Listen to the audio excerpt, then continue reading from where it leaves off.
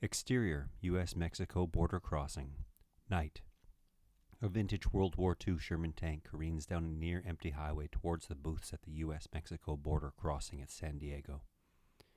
The tank is trailed by a long line of Mexican police cars with their lights blazing and their sirens blaring. A helicopter circles overhead with its light shining on the tank, following it as it hurtles, never slowing down, right at the booths. Border cops move out of the way as the tank crashes into and over a booth, coming to a crooked stop on top of the crushed booth. The Mexican cop cars slide in parallel to stops on their side of the border as the helicopter continues to shine light on the tank. U.S. National Guardsmen surround the tank with their guns drawn. The hatch of the tank slowly begins to open. National Guardsmen tense their hands around their weapons as they aim.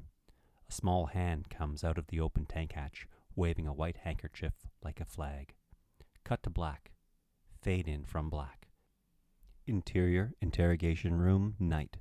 Quincy Halada, 19, a pale, thin-faced kid with a mop of a messy-looking, dirty blonde hair, sits across the table from Detective Lois Dragenfeld, 40, an earthy, stern-faced woman with soft-hearted eyes. On the wall behind her is a clock that is framed in a square plaque that reads, San Diego Police Department. She thumbs through a file folder, glancing at a stoic Halada as he follows the flight of a fly buzzing around the room. So, was it drugs, guns, other contraband? No, nothing like that. Oh, bullshit. Halada just looks at her quizzically as she fumes. Okay, do you want to try to explain to me how all of you ended up in that tank crashing through the U.S.-Mexico border? Why me? You're the only one conscious at the moment. What happened? It was all part of the game. Game? Yeah. The Mortality Game. And just what is that? It's a game that the three of us just sort of made up. Me, Schubert, and Tugger. Tugger? Interior, examination room, day. Phil, 44, Mark, 27, and Geoff, 22, all orderlies with name tags on the lapels of their lab coats, struggle to restrain Tugger, 12, a small, thin boy with cereal box cuteness. Phil wears the baddest of bad toupees. He holds Tugger around the chest, lifting him off his feet, as Geoff moves in. Tugger kicks Geoff square in the balls, doubling him over as Mark grabs Tugger's kicking legs. On the other side of the room, Dr. 1, 30, looks on as Dr. 2, 35, prepares an injection.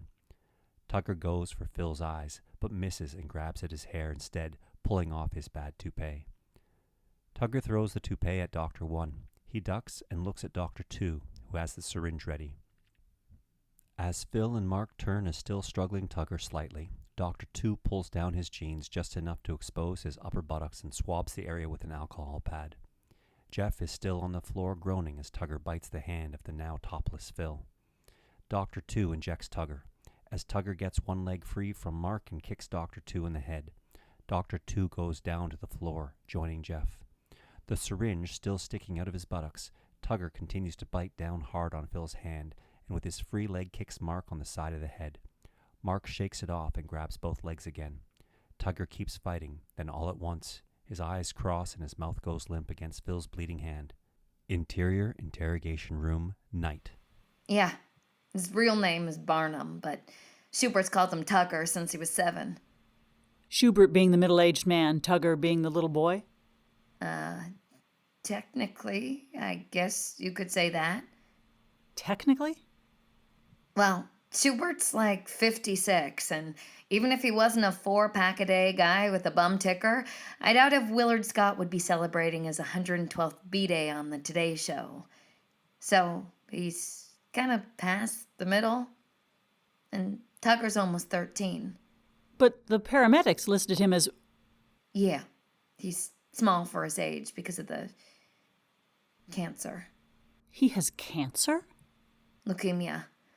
And he really... Look, Detective Dragenfeld. Dragenfeld. Halada.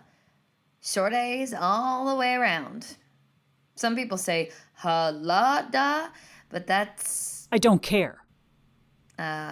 Okay. See? We all got something. Schubert has a pacemaker, but he really needs a heart transplant. But they won't give him one because he's such a bad risk.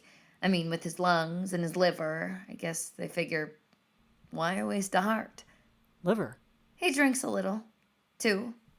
Interior, Rec Room, Day. Schubert, 56, a grizzled, craggy-faced man with lots of stubble and seen-it-all eyes, perpetually at half-mast, sits playing backgammon with Tugger, as Halada and Dragenfeld are heard in voiceovers. How much? Tugger rolls dice as Schubert pulls a large bottle of bourbon from behind board game boxes stacked on the table and swigs. You ever see a fifth of bourbon? Well, Schubert sees 2 of those every day. Tugger pumps his fist at his roll as Schubert winces and swigs again. Wouldn't that make him constantly drunk? Not Schubert. Interior, Interrogation Room, Night. Bad heart, tough liver. And you? I don't drink. I mean, is there anything wrong with you? Physically? I got a brain tumor the size of a tennis ball. Benign, but inoperable. Used to be the size of a walnut, then a lemon. Put some tremendous pressure on my brain. It's only a matter of time before causes some phantom sensations and some really wild hallucinations too. That's why I don't usually drive. Well, except last night.